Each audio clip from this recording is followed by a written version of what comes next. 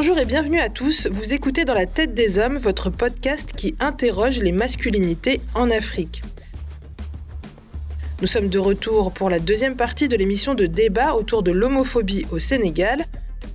Nous sommes toujours en compagnie de Maram Khan, coprésidente du centre LGBTQI+, à Paris et militante d'origine sénégalaise. Bonjour et merci pour cette invitation. Nous sommes également avec Mohamed Bougarsar, auteur du roman De purs hommes. Bonjour Arwa et bonjour Maram, bonjour à toutes et à tous. Dans la première partie de ce podcast, nous abordions la question du coming out et des difficultés de vivre sa sexualité au Sénégal, mais aussi en France. Si vous l'avez raté, la première partie est disponible sur toutes les plateformes de podcast et sur le site d'Euronews. Je suis Arwa Barkala, je vis en France et j'ai couvert le Sénégal durant quelques années pour la BBC. Je vais tâcher d'éclairer les discussions à la lumière de mon expérience dans le pays.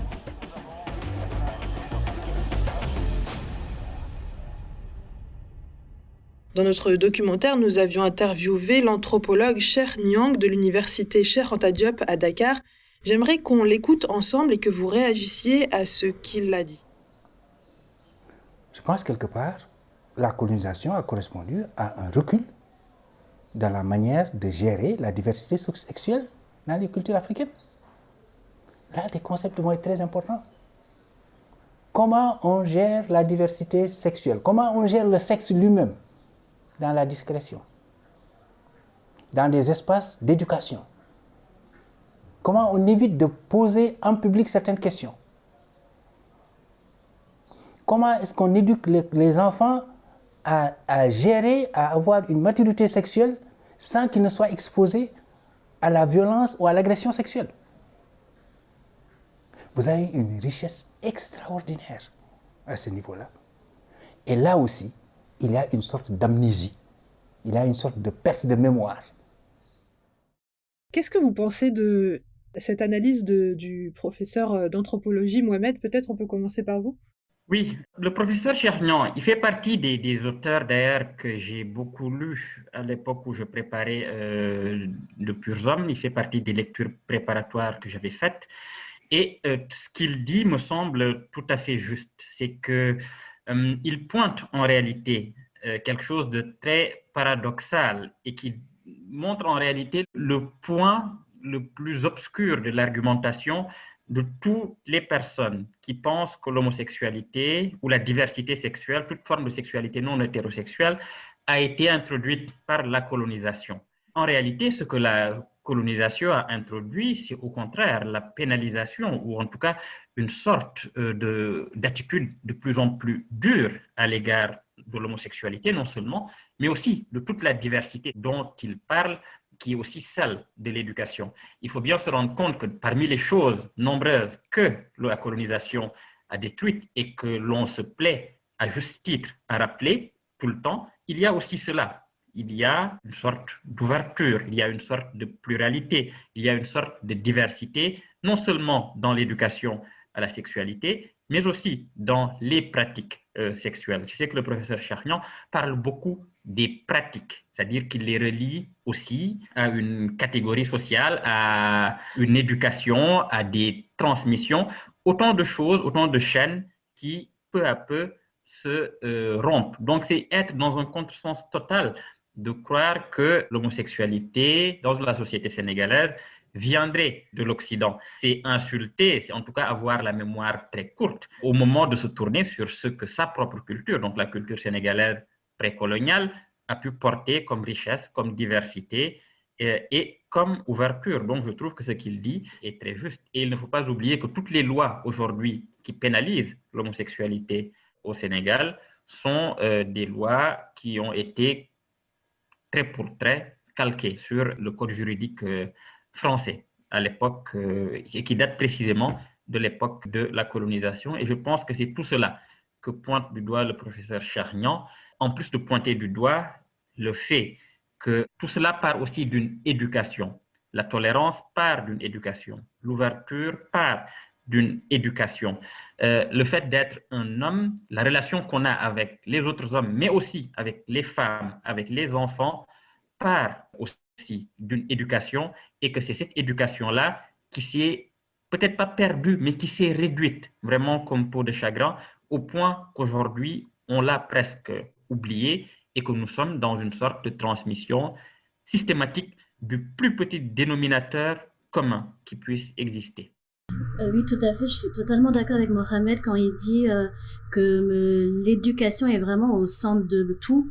Et en fait, ce qui est assez dommage, c'est que je pense qu'on se fait beaucoup d'idées sur la sexualité masculine comme féminine d'ailleurs, parce que on manque de séjours d'éducation sexuelle là. Moi, comme je vous disais, j'étais au lycée dans les années 2000. Je n'ai pas eu de cours d'éducation sexuelle. J'en ai pas du tout eu. Je sais pas ce qu'il en est à ce jour au Sénégal, mais en tout cas, les amis de mon âge en France n'ont pas non plus eu des cours très élaborés sur qu'est-ce que la sexualité. Et d'ailleurs, c'est beaucoup plus large que ça. On parle toujours que de sexualité, mais c'est très binaire. On ne parle pas de l'identité de genre. Quand on parle de sexualité, on ne parle pas de l'expression de genre. On ne parle pas de différentes sexualités possibles. Et on ne parle pas aussi des relations affectives.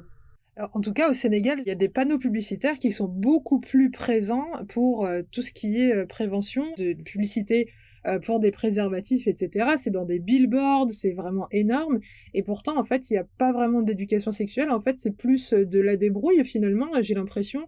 C'est, ah, bah, je l'ai vu dans une pub, donc voilà. Mais en fait, on voit pas de campagne sur, par exemple, comment mettre le préservatif. Ça va peut-être sans doute avec le bounial ou des tabous, justement. Maram Kam, vous voulez peut-être poursuivre en ce sens-là? Je pense que ça en fait beaucoup partie. En tout cas, je vais plutôt parler du côté des femmes. Comme je le disais, on n'existe pas, notre corps, il n'existe pas. Il est là pour faire plaisir à l'autre. En fait, il est là pour l'autre. Et pour l'autre, on entend plutôt pour son mari. Sachant qu'une femme va quitter le domicile parental, donc le foyer du père, pour rejoindre le foyer du mari. C'est généralement comme ça que ça se passe. Et là, effectivement, à ce moment-là, qu'elle soit lesbienne ou pas, il y a ce néant-là, en fait. Que ce soit sur la virginité, sur le plaisir sexuel. Le plaisir sexuel féminin, on en parle très peu. Et c'est ça, je pense que c'est dans toutes les sociétés, on en parle très très peu. Il y a en fait ce non-dit-là. Est-ce que la femme peut prendre plaisir elle-même? Il y a aussi ce côté, on va dire, des générations élevées au porno. Le porno nous montre quand même des images qui ne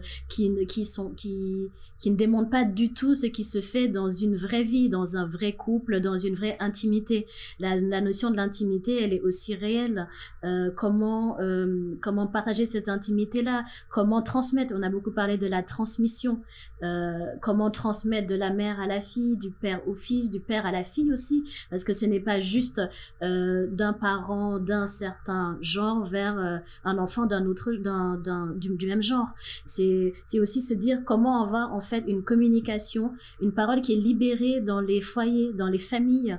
Et moi, je trouve que c'est là que ça pêche, de ne pas avoir de conversation réelle sur le sexe, ce qui n'est pas un vilain mot en fait. Ça fait partie de la vie. Et je trouve que en tant que garçon comme en tant que fille, on n'est pas du tout sensibilisé à ces questions-là. On se retrouve en tant qu'adulte, en tant que jeune adulte, dans ses premières relations intimes, où on va faire peut-être des erreurs, peut-être pas des erreurs, mais en tout cas où on aurait pu justement bénéficier de ce que les autres ont fait avant, de nos grands frères, de nos grandes sœurs, de quelques tips, de quelques clés en fait, pour se dire ok, est-ce qu'on est assez épanoui? Et c'est l'épanouissement en fait qui est une vraie question. Je pense que si demain on faisait une enquête anonyme sur l'épanouissement sexuel et affectif des femmes au Sénégal ou comme en France, je pense que les résultats seraient plutôt horrifiants. Alors, j'abordais justement la question des panneaux publicitaires avec des messages pour vendre des préservatifs, etc. Il y a aussi le fait que... alors, moi, j'ai eu une impression... on va parler un peu de sport. Et dans les panneaux publicitaires que moi je voyais dans les rues du Sénégal et que vous avez probablement vu, il y avait les fameux lutteurs sénégalais. Donc la lutte sénégalaise, c'est une institution au Sénégal pour les profanes. Et en fait, pour vous rendre compte un petit peu de l'esthétique de la lutte sénégalaise, vous allez voir où je veux en venir. Il faut que je vous parle que le Sénégal a en commun, de ce que le Sénégal a en commun avec le Japon, c'est d'abord donc une culture très insulaire dans la musique, le sport, la spiritualité. Et le Sénégal et le Japon ont en commun un héritage spirituel animiste. Donc, Dans les grands matchs de compétition de lutte, les supporters convoquent les esprits, convoquent le mysticisme, etc., pour donner de la force aux lutteurs. Et il y a des maîtres spirituels qui accompagnent ces lutteurs et qui leur donnent une concoction qui doivent soit boire, soit en fait s'enduire le corps avec une mixture qui fait partie du rituel. Il y a un gris-gris qui est fermement attaché au torse de ces lutteurs qui ressemblent un peu plus ou moins au sumo aussi du Japon, hein, il faut le dire, mais tout en muscles. Et moi, l'image des sumos, le soleil, le liquide qui enduit sur la peau, les muscles saillants, etc., en fait, c'est quelque chose que je trouve qui correspond à l'esthétique homo-érotique. Moi, je voudrais savoir, en fait, ce que vous en pensez. Peut-être on peut commencer avec Mohamed Bougar. Qu'est-ce que vous pensez de cette esthétique-là, enfin, en tout cas, que moi, j'ai ressenti dans les rues de Dakar. Et qu'est-ce que vous en pensez? Disons que dans la lutte sénégalaise, d'abord, il faut remarquer quelques petites choses. À savoir que le vocabulaire de la lutte au Sénégal est beaucoup utilisé pour le vocabulaire sexuel aussi, le vocabulaire des relations sexuelles. Par exemple, lorsqu'on dit 4 appuis, c'est un vocabulaire qui vient de la lutte, qui désigne quand l'adversaire a 4 appuis à terre, donc les 2 mains et les 2 genoux. Il se trouve que lorsqu'on dit 4 appuis, il y a un sens grivois aussi derrière qui désigne l'acte sexuel, le fait d'être dans une certaine position sexuelle. Le fait de dire simplement aussi béré, qui est le mot qui désigne le fait de lutter, de faire la lutte, désigne aussi un sens double grivois qui est le fait de faire l'amour, tout simplement. Donc, bon, l'acte de lutte comme acte d'amour ou l'acte d'amour comme acte de lutte est rentré dans le vocabulaire d'une certaine façon. Et il y a beaucoup d'autres exemples comme ça qui viennent de l'univers de la lutte et qui sont employés aussi dans le vocabulaire quotidien lié à la sexualité, mais toujours dans un double sens. Pour le reste, je crois qu'on ne peut pas nier qu'il y a quelque chose qui, même si c'est un sport qui est le symbole peut-être de la virilité absolue, il y a dans les liquides, dans le fait de lutter, de s'effleurer comme ça, ce qu'on appelle le léoto au début du combat, de s'effleurer les doigts comme ça. Il y a quelque chose, je pense, qui est assez érotique. En tout cas, quand on essaie d'avoir un regard qui n'est pas simplement le regard du sport et qu'on a un peu de... Je pense que quelqu'un qui ne connaîtrait pas la lutte, qui ne serait pas né au Sénégal et qui regarderait ce spectacle-là, pourrait penser qu'il y a la présence d'un érotisme dans l'arène. Mais je crois que pour des Sénégalais qui sont nés dans cette culture, qui ont vu des lutteurs, qui ont vu des matchs de lutte, ce n'est pas une interprétation qui viendrait spontanément. Je pense qu'il faut vraiment prendre un peu de recul, peut-être arriver d'un ailleurs et arriver au Sénégal pour pouvoir voir ça. Mais c'est une interprétation que j'ai moi-même déjà eue en regardant un jour un combat de lutteurs que je ne citerai pas parce que j'ai tué ma vie aussi. Très bien, et vous, Maram Kam? Écoutez, moi, j'ai pas du tout eu cette vision-là des lutteurs et de l'homo-érotisme. J'avoue, je n'ai jamais vu les lutteurs de cette manière-là. Après, c'est vrai que quand on en parle comme ça, vous faisiez le parallèle avec l'histoire du Japon. La lutte vient aussi de la Grèce antique où les lutteurs, par contre, luttaient nus. Donc, c'est vrai que maintenant, quand on en parle, c'est possible qu'il puisse y avoir cette vision-là. Mais je pense que comme Mohamed le dit très bien, il faut peut-être venir d'ailleurs, avoir un regard frais pour avoir cette vision-là. Mais j'avoue, pour moi, les lutteurs, c'est vraiment la vision, l'image même de la masculinité à son paroxysme, des hommes torse nu, biceps saillants, qui se tiennent à la culotte, c'est vrai, c'est quand même un peu, voilà. Mais c'est l'image que j'ai. Et j'avoue, je n'arrive pas vraiment à sortir de cette vision-là. Et en fait, c'est très performatif, en fait, comme spectacle. Finalement, les lutteurs, on les voit aussi vendre des boissons énergisantes. Donc, c'est très masculin comme façon de faire. Et en parlant de performance, en fait, je voulais vous poser une dernière question et on va conclure l'émission. Je voulais vous parler de l'épisode de Wally Seck. Alors, Wally Seck, pour les profanes, donc, c'est un chanteur sénégalais qui a suscité la polémique malgré lui à cause d'un sac qu'il portait et qui était jugé trop féminin dans un clip et dans des photos. avec lequel il se promenait, un sac avec lequel il se promenait dans la rue. Et en fait, pour rassurer tout le monde, je présume, c'est sur le fait qu'il ne soit pas homosexuel, comme certains le prétendaient.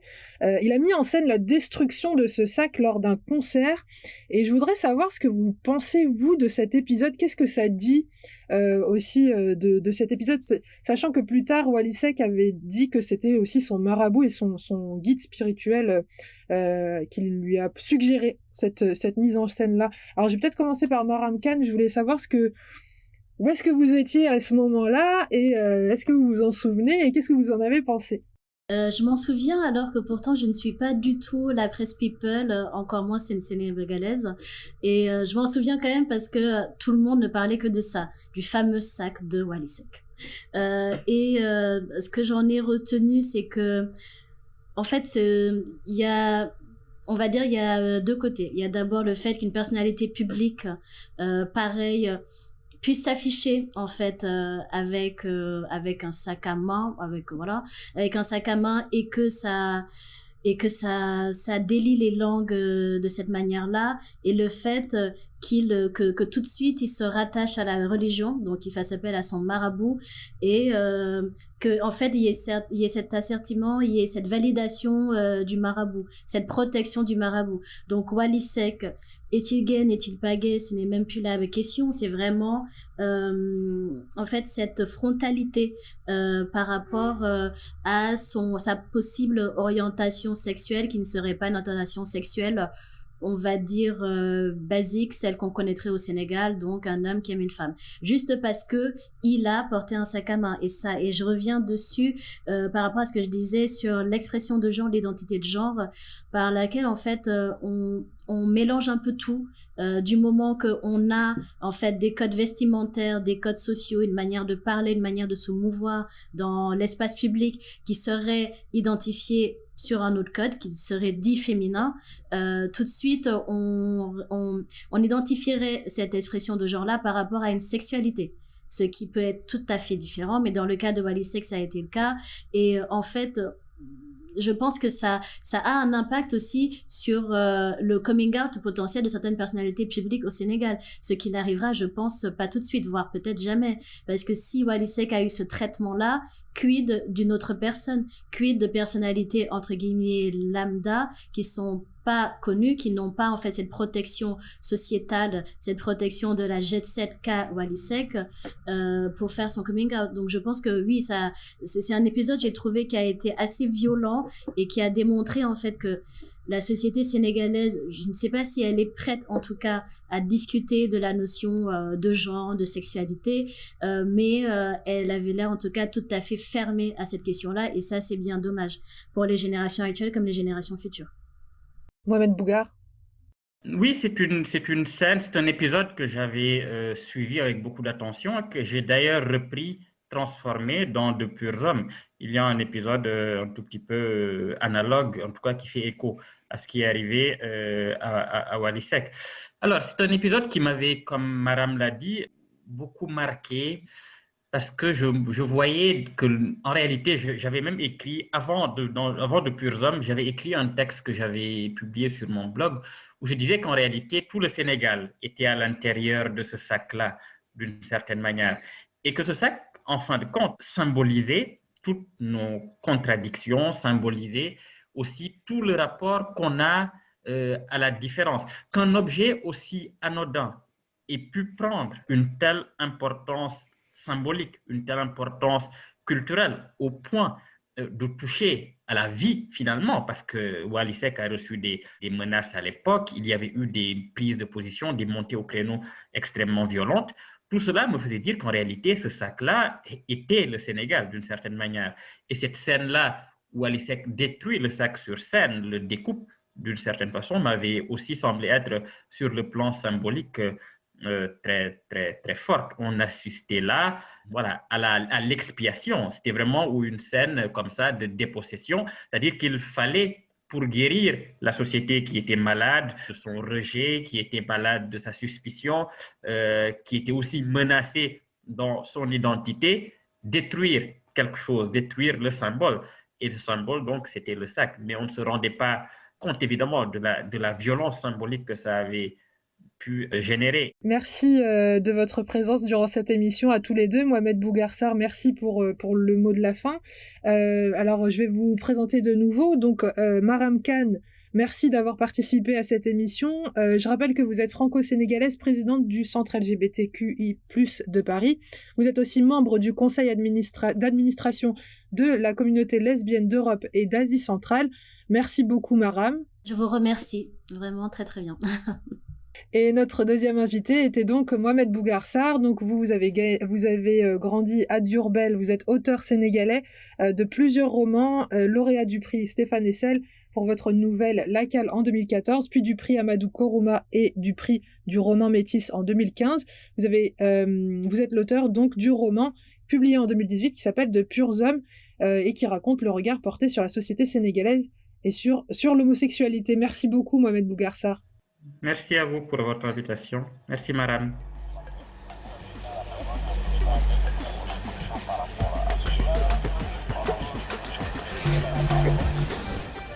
Ainsi s'achève cet épisode de Dans la tête des hommes. Ce podcast est disponible avec d'autres invités en anglais et ça s'appelle Cry Like a Boy.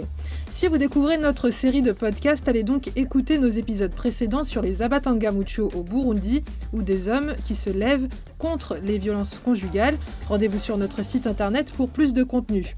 Moi, c'est Arwa Barkala, Marta Rodriguez Martinez, Naira Davlachian, Lilo Montalto Monella et moi-même avons produit cet épisode depuis Lyon en France, Laurie Martinez à Paris et Clitia Salah à Londres au Royaume-Uni. Design et production des studios Ocenta, le thème musical est de Gabriel Dalmasso, un remerciement à Natalia Hausner pour la programmation musicale de cet épisode, notre rédacteur en chef est Yassir Khan. Pour plus d'informations, rendez-vous sur euronews.com/dans la tête des hommes, suivez-nous sur Twitter @euronews_fr et euronews.tv sur Instagram. Vous pouvez nous faire part de votre expérience et de votre vision de ce que c'est que d'être un homme aujourd'hui en utilisant le hashtag dans la tête des hommes.